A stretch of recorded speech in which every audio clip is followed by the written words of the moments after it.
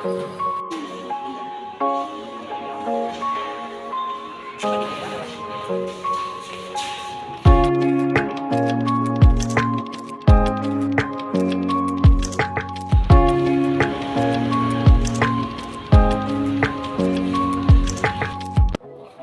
guys, perkenalkan nama saya Krisna Prisya Dewi dengan NIM 230304125. Di sini saya akan membahas sedikit materi belajar saya pelajari dari pertemuan 9 sampai pertemuan 15. Pada pertemuan 9 akan membahas tentang penciptaan nilai barang dan jasa.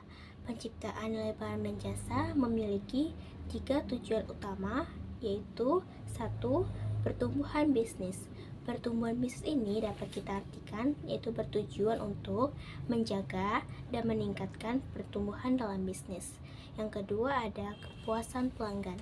Kepuasan pelanggan ini bertujuan untuk memenuhi kebutuhan dan keinginan dari pelanggan. Yang ketiga ada keunggulan kompetitif. Keunggulan kompetitif ini bertujuan untuk menyediakan nilai yang unik dan melebihi harapan dari pesaing. Adapun proses penciptaan nilai barang dan jasa, yang pertama ada analisis kebutuhan pasar. Analisis kebutuhan pasar ini merupakan dasar untuk menciptakan nilai yang lebih relevan. Yang kedua ada inovasi produk dan jasa. Dengan inovasi produk dan jasa ini, kita dapat memenuhi kebutuhan dan keinginan dari pelanggan. Yang ketiga ada pengiriman yang lebih efisien. Pengiriman efisien ini memastikan pengiriman produk dan jasa yang efisien melalui proses yang berkualitas dan efektif. Pengaruh teknologi terhadap penciptaan nilai. Pengaruh teknologi terhadap penciptaan nilai terbagi menjadi 3, yaitu otomatisasi. Otomatisasi ini mengurangi biaya dan meningkatkan efisiensi. Ada yang kedua itu peningkatan kualitas. Peningkatan kualitas ini menciptakan nilai yang lebih tinggi bagi pelanggan. Yang ketiga, konektivitas. Konektivitas ini dapat kita artikan menghubungkan pelanggan dengan barang dan jasa secara lebih efektif dan menciptakan pengalaman yang lebih baik. Adapun strategi penciptaan nilai barang dan jasa yaitu terbagi menjadi 3. Ada diferensiasi. Diferensiasi ini itu mengembangkan nilai yang unik dan sulit untuk ditiru oleh pesaing. Yang kedua ada riset pasar yang mendalam. Riset pasar mendalam ini adalah kita memahami apa kebutuhan dari pelanggan dan keinginan mereka. Yang ketiga ada penentuan harga yang tepat. Dengan adanya penentuan harga yang tepat, kita dapat mencerminkan nilai yang diberikan kepada pelanggan. 4. Ada pelanggan sebagai fokus utama. Pelanggan sebagai fokus utama merupakan mendirikan strategi dengan mengutamakan kepuasan pelanggan sebagai prioritas yang utama. Kita dapat mengukur keberhasilan dalam penciptaan nilai dengan 3 poin penting ini. 1. Penjualan dan pendapatan. 2. Tingkat kepuasan pelanggan. 3. Market share. Adapun studi kasus penciptaan nilai yang sukses, yang pertama ada Apple. Apple menyediakan produk dengan inovasi seperti iPhone dan MacBook. Ada yang dua itu Tesla. Tesla merupakan penciptaan nilai melalui pengembangan mobil listrik yang mencerminkan keunggulan teknologi dan kesadaran lingkungan. Yang ketiga ada Netflix. Netflix merupakan platform streaming dengan kemudahan akses bagi pengguna. Nah, dari sini dapat kita simpulkan penciptaan nilai dalam bisnis sangat penting untuk mencapai kebutuhan dan keunggulan kompetitif. Pada pertemuan 10 akan membahas tentang etika bisnis dan tanggung jawab sosial. Sebelum itu kita harus tahu apa itu etika. Etika memberikan panduan apakah suatu perilaku tertentu dapat digolongkan perilaku yang bermoral maupun tidak bermoral. Etika bersumber dari moralitas yang merupakan sistem nilai tentang bagaimana kita harus hidup secara baik sebagai manusia. Menurut Gilfrin dan Albert, etika bisnis merupakan penerapan etika secara umum terhadap perilaku bisnis. Etika bisnis menunjukkan perilaku etis maupun tidak etis yang dilakukan manajer dan karyawan dari suatu organisasi perusahaan. Mengapa bisnis memerlukan etika?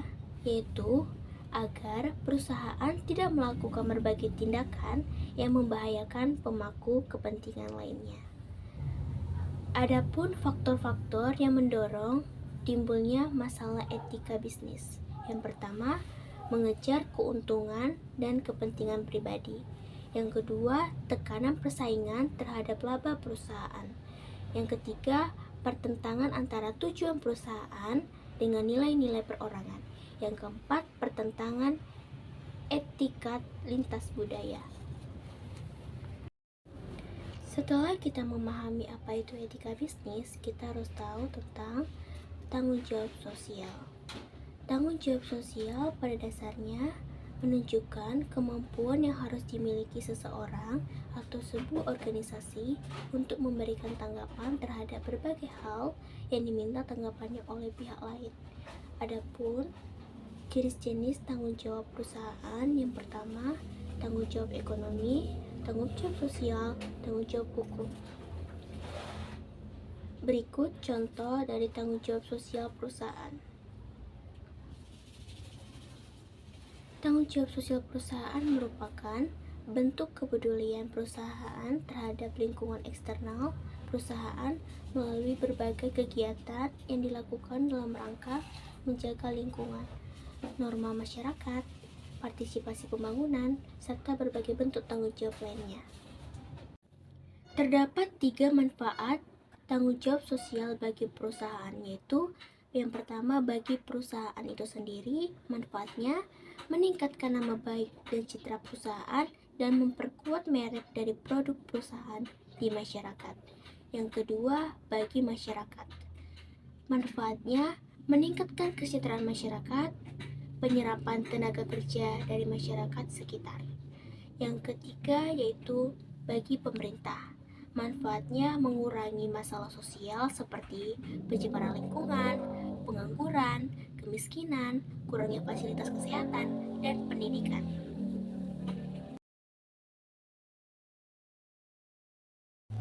Pertemuan 11 akan membahas tentang manajemen perusahaan. Manajemen perusahaan memiliki 4 fungsi utama, yaitu yang pertama, planning atau perencanaan. Cangkupan dari perencanaan adalah penempatan tujuan, analisis mengenai lingkungan perusahaan di mana tujuan tersebut hendak dicapai, penetapan arah dan tindakan untuk mencapai tujuan, dan evaluasi dan identifikasi kekurangan dan kelemahan perencanaan perusahaan. Yang kedua, organizing. Suatu proses memperoleh dan mengatur sumber daya perusahaan, baik manusia, modal, dan teknologi untuk dapat secara baik menjalankan rencana yang sudah dibuat dan mencapai tujuan organisasi. Yang ketiga, leading atau distarting merupakan fungsi manajemen yang bertujuan untuk memberi panduan kepada karyawan sehingga kegiatan organisasi akan berjalan sesuai dengan yang diinginkan organisasi. Dan yang terakhir ada controlling, merupakan bentuk pengawasan dan kontrol dari manajemen terhadap kegiatan organisasi, apakah sudah sesuai dengan rencana yang ditetapkan dan disesuaikan dengan arahan organisasi. Adapun peranan manajerial terbagi menjadi 3, yaitu pertama, peran interpersonal, Yang kedua, peran informasi. Dan yang terakhir, peran pengambilan keputusan. Untuk dapat menjalankan peran pemimpin atau manajer secara efektif, maka manajer perlu memiliki keterampilan khusus yang dibutuhkan, yaitu yang pertama, keterampilan teknis. Keterampilan teknis berhubungan dengan pengetahuan manajer yang berkaitan dengan suatu bidang pekerjaan atau ilmu. Yang kedua, keterampilan interpersonal atau human skill merupakan kemampuan yang dimiliki oleh manajer untuk dapat bekerja dengan baik bersama orang lain sebagai perorangan atau kelompok. Yang ketiga, keterampilan konseptual, yaitu kemampuan yang harus dimiliki oleh manajer untuk dapat menjabarkan situasi lingkungan organisasi. Keterampilan ini menyangkut kemampuan mengidentifikasi masalah, mencari alternatif solusi, dan juga mampu memiliki alternatif terbaik bagi organisasi. Pertemuan 12 yaitu fungsi perencanaan atau planning. Perencanaan adalah sebuah proses dimulai dari penempatan tujuan organisasi, penentuan strategi untuk pencapaian tujuan organisasi, serta merumuskan sistem perencanaan yang menyeluruh untuk mengintegrasi dan mengkoordinasi seluruh pekerja organisasi hingga tercapai tujuan organisasi. Ada 3 hal yang dapat dilihat dari perencanaan. Yang pertama, proses perencanaan adalah proses dasar yang digunakan untuk memilih tujuan dan menentukan bagaimana tujuan tersebut akan dicapai. Yang kedua, fungsi manajemen, di mana pimpinan merupakan pengaruh atas wewenang untuk menentukan atau merubah tujuan dan kegiatan organisasi. Dan yang terakhir, perencanaan pengambilan keputusan merupakan pengambilan keputusan untuk jangka waktu yang akan datang mengenai apa yang dilakukan, bagaimana melakukannya, siapa yang melakukannya, di mana keputusan yang diambil belum tentu sesuai, hingga implementasi perencanaan tersebut dibuktikan di kemudian hari. Fungsi perencanaan dalam manajemen perusahaan atau mengapa manajemen perlu perencanaan terbagi menjadi 4. Yang pertama, pengaruh organisasi. Yang kedua, minimalisasi ketidakpastian. Yang ketiga, minimalisasi inflasi sumber daya. Dan yang keempat, penempatan standar dalam pengawasan kualitas.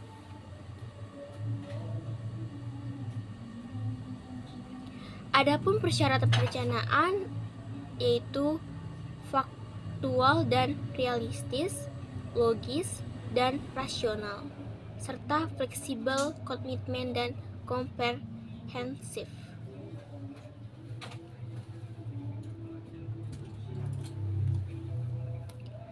Proses perencanaan melibatkan elemen penting yaitu tujuan. Tujuan atau goals pada dasarnya adalah hasil akhir yang diharapkan dapat diraih atau dicapai oleh individu, kelompok, atau seluruh organisasi. Tujuan merupakan penjabaran lebih lanjut dari visi dan misi dengan waktu pencapaian yang lebih pendek. Jenis-jenis tujuan berdasarkan jumlah. Adapun tujuan tunggal atau single goals yang hanya terdapat satu tujuan yang ingin dicapai oleh perusahaan, dan ada banyak tujuan atau multiple goals. Terdapat banyak tujuan yang terapkan dan diinginkan dicapai oleh perusahaan.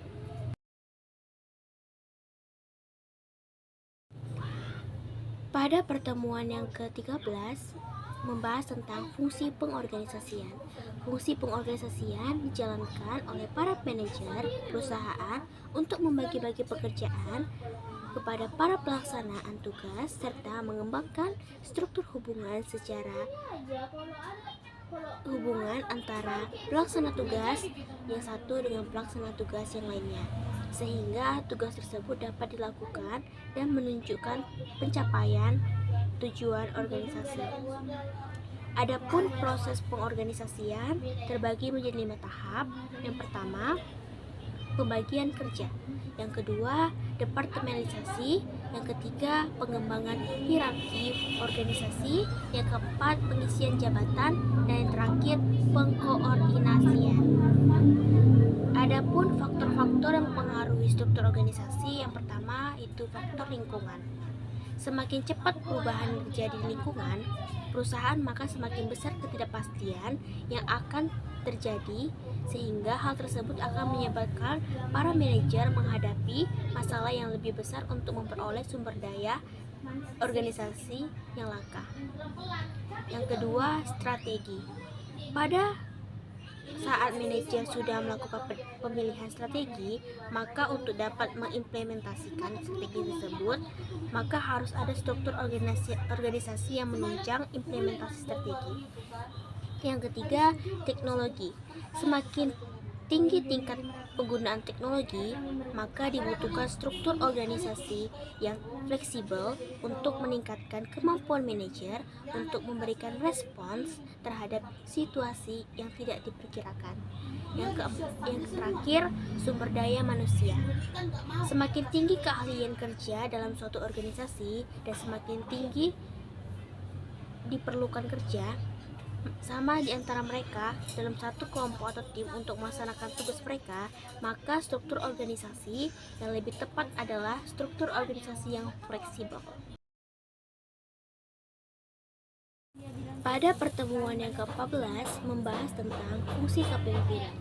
Fungsi kepemimpinan adalah suatu proses yang dilakukan manajer perusahaan untuk mengarahkan dan mempengaruhi para bawahan dalam kegiatan yang berhubungan dengan tugas agar para bawahan mau mengarahkan kemampuannya baik sebagai individu maupun sebagai anggota tim untuk mencapai tujuan yang diterapkan perusahaan. Penggunaan kekuasaan atau power. Kekuasaan adalah kemampuan yang dimiliki seseorang untuk menguasai sumber daya agar suatu pekerjaan dapat dilaksanakan. Adapun sumber-sumber kekuasaan terbagi menjadi 3, yaitu reward power, yaitu kekuasaan yang muncul sebagai akibat dari seseorang yang posisinya memungkinkan dirinya untuk memberikan penghargaan terhadap orang-orang yang berada di bawahnya. Yang kedua, charging power, yaitu kekuasaan untuk memberikan hukuman, adalah kebalikan atau sisi negatif dari reward power. Pada pertemuan 15 membahas tentang teknologi digital dalam komunikasi. Teknologi digital dalam komunikasi merujuk pada penggunaan sistem komputer dan sinyal elektrik yang bersifat terputus-putus. Adapun manfaat teknologi digital dalam komunikasi, yang pertama, komunikasi semakin mudah. Teknologi digital telah menghadirkan beberapa platform komunikasi seperti email, medsos, dan aplikasi yang instan. Yang kedua, membuka banyak akses informasi. Berbagai sumber informasi dapat diakses melalui internet seperti berita, jurnal, dan buku elektronik. Yang ketiga, kemudahan transaksi dan pembayaran. Teknologi digital memungkinkan transaksi dan pembayaran yang lebih cepat dan mudah, seperti pembayaran online dan transfer uang melalui aplikasi. Yang keempat, peningkatan efisiensi. Teknologi digital meningkatkan efisiensi dalam berbagai aktivitas seperti bekerja, belajar, dan berkomunikasi. Dan yang kelima, sarana hiburan dan rekreasi. Teknologi digital telah menyediakan berbagai hiburan dan opsi rekreasi seperti menonton film dan acara televisi.